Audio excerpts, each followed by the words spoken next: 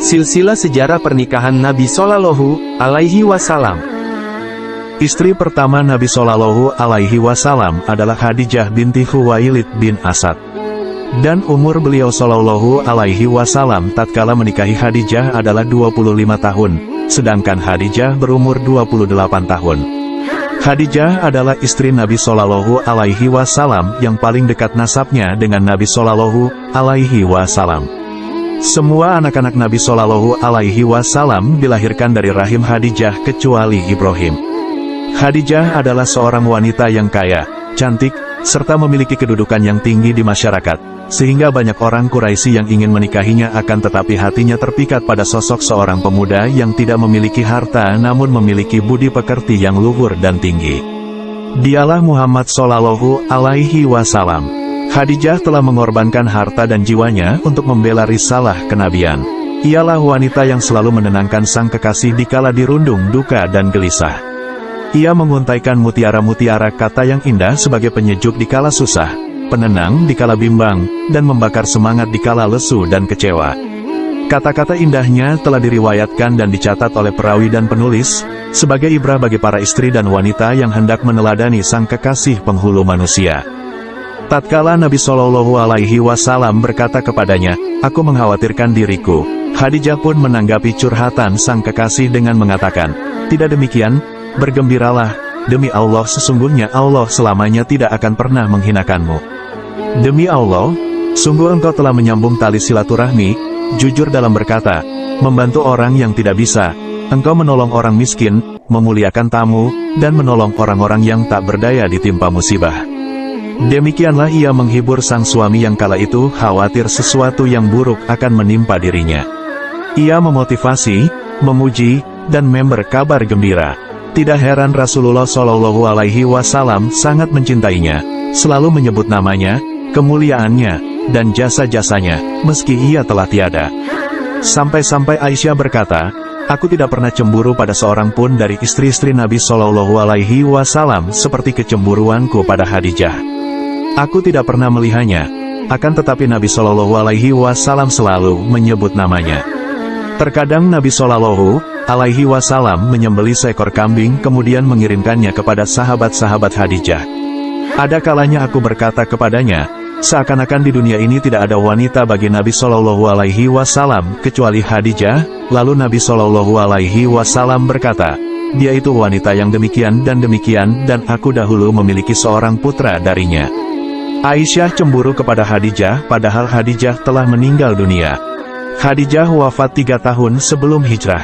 Pada hari wafatnya Khadijah, Rasulullah Shallallahu Alaihi Wasallam merasakan kesedihan yang sangat dalam hingga tahun wafatnya disebut dengan tahun kesedihan. Selanjutnya, marilah kita cermati perkataan Ibnul Qayyim Rahimahullah yang menceritakan silsilah sejarah pernikahan Nabi Shallallahu Alaihi Wasallam.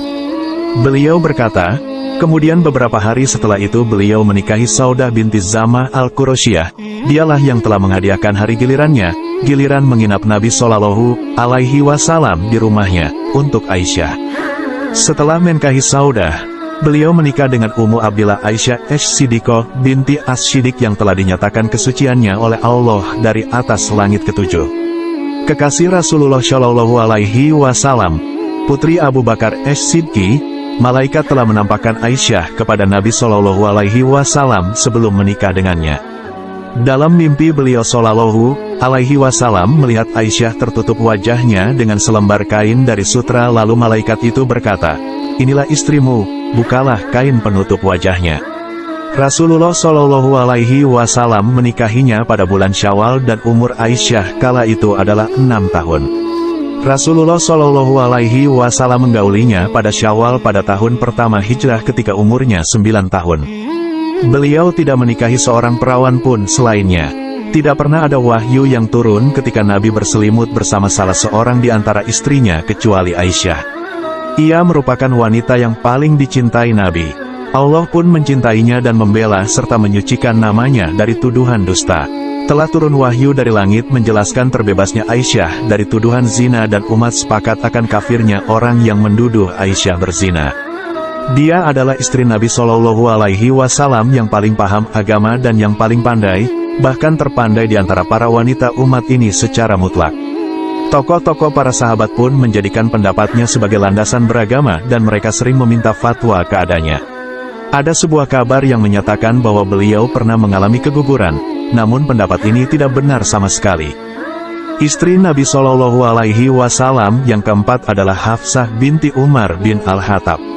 Abu Dawud menyebutkan bahwa Nabi Shallallahu Alaihi Wasallam pernah menceraikannya kemudian rujuk kembali lagi kepadanya.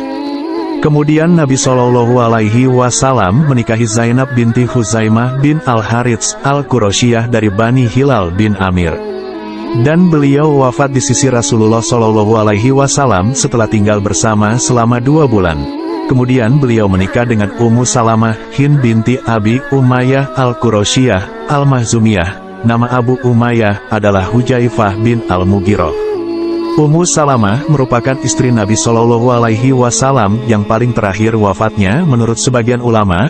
Ada pula yang berpendapat Safiyah yang terakhir wafat di antara istri-istri Nabi Shallallahu Alaihi Wasallam yang lain. Kemudian beliau menikahi Zainab binti Jahsy dari Bani Asad bin Huzaimah dan dia adalah anak Umayyah bibi Nabi Shallallahu Alaihi Wasallam. Allah telah menurunkan firman-Nya berkaitan dengan dirinya. Maka tatkala Zaid telah mengakhiri keperluan terhadap istrinya, menceraikannya, kami kawinkan kamu dengan dia. Peristiwa Allah langsung yang menikahkannya dengan Nabi Shallallahu Alaihi Wasallam menjadi kebanggaan tersendiri bagi Zainab binti Jahsy. Bagaimana tidak? Allah telah menjadi wali nikahnya, tentunya wajar apabila ia berbangga. Ia pun sering membanggakannya di hadapan istri-istri Nabi Shallallahu Alaihi Wasallam yang lain. Ia berkata, kalian dinikahkan oleh keluarga kalian, adapun aku dinikahkan oleh Allah dari atas langit yang ketujuh. Oleh karena itu, di antara keistimewaannya adalah Allah lah yang telah menikahkannya dengan Rasulullah Shallallahu Alaihi Wasallam. Ia wafat di awal kekhalifahan Umar bin Al-Khattab. Dahulunya ia adalah istri Zaid bin Haritsah dan Rasulullah Shallallahu Alaihi Wasallam mengangkat Zaid sebagai anak angkatnya. Tatkala Zaid menceraikannya maka Allah pun menikahkannya dengan Nabi Shallallahu Alaihi Wasallam agar umat Nabi Shallallahu Alaihi Wasallam bisa mencontohnya atau agar anggapan haramnya menikahi istri anak angkat tidaklah menjadi isu yang benar. Pendapat itu hanya merupakan warisan budaya jahiliyah. Kemudian Rasulullah Shallallahu Alaihi Wasallam menikahi Juwairiyah binti Al-Harits bin Abi Diror Al-Mustolikiyah. Awalnya ia merupakan seorang tawanan Bani Mustolik, kabilah Yahudi, lalu ia pun datang menemui Nabi Shallallahu Alaihi Wasallam meminta agar Nabi Shallallahu Alaihi Wasallam membantu penebusannya. Nabi Shallallahu Alaihi Wasallam kemudian menebusnya dan menikahinya. Kemudian Nabi Shallallahu Alaihi Wasallam menikahi Ummu Habibah. Namanya adalah Romlah binti Abi Sufyan Sohar bin Harb Al-Qurashiyah, Al-Umayyah. Ada pula yang mengatakan namanya adalah Hindun. Rasulullah Shallallahu Alaihi Wasallam menikahinya pada saat Ummu Habibah sedang berada di negeri Habasyah karena berhijrah dari Mekah ke negeri Habasyah. Najasyi memberikan mahar atas nama Nabi Shallallahu Alaihi Wasallam kepada Ummu Habibah sebanyak 400 dinar. Lalu ia dibawa dari Habasyah kepada Nabi Shallallahu Alaihi Wasallam di Madinah. Ummu Habibah meninggal di masa pemerintahan saudaranya, Muawiyah. Kemudian Rasulullah Shallallahu Alaihi Wasallam menikahi Safiyah binti Huyai bin Akhtab pemimpin Bani Nadir dari keturunan Harun bin Imran saudara Musa. Ia adalah putri, keturunan Nabi, Harun, dan istri Nabi Shallallahu Alaihi Wasallam. Ia termasuk wanita tercantik di dunia. Dahulu ia merupakan tawanan atau seorang budak Nabi Shallallahu Alaihi Wasallam, kemudian Nabi memerdekakannya dan menjadikan pembebasannya sebagai maharnya. Kemudian Rasulullah Shallallahu Alaihi Wasallam menikahi Maimunah binti Al-Haritsah Al-Hilayah dan ia adalah wanita terakhir yang dinikahi oleh Rasulullah Shallallahu Alaihi Wasallam. Rasulullah Shallallahu Alaihi Wasallam menikahinya di Mekah pada waktu Umrah Al-Qadah setelah ia bertahalul menurut pendapat yang benar. Maimunah wafat pada masa pemerintahan Muawiyah. Ada pula yang memasukkan nama Raihanah binti Zaid An-Nasraniyah di antara istri-istri Nabi Shallallahu Alaihi Wasallam. Raihanah binti Zaid An-Nasraniyah ada juga yang menyatakan Al-Quraziyah yakni dari kalangan Yahudi bukan Nasrani. Ia merupakan tawanan pada waktu perang Bani Quraisyah. Saat itu ia adalah tawanan Rasulullah Shallallahu Alaihi Wasallam, kemudian Rasulullah Shallallahu Alaihi Wasallam memerdekakannya dan menikahinya. Rasulullah menceraikannya sekali kemudian rujuk kembali kepadanya. Sebagian ulama berpendapat bahwa Raihana adalah budak Rasulullah yang digauli oleh beliau dan terus menjadi budaknya hingga Rasulullah Shallallahu Alaihi Wasallam wafat.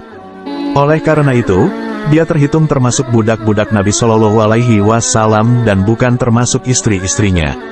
Al-Waqidi lebih cenderung kepada pendapat yang pertama, yakni ia merupakan istri Nabi. Pendapatnya disetujui oleh Syarifuddin Ad-Dimyati. Ia mengatakan bahwa pendapat inilah yang lebih kuat menurut para ahli ilmu. Namun, perkataannya itu perlu dicek kembali karena yang dikenal bahwasanya Raihanah termasuk budak-budak Nabi Shallallahu Alaihi Wasallam.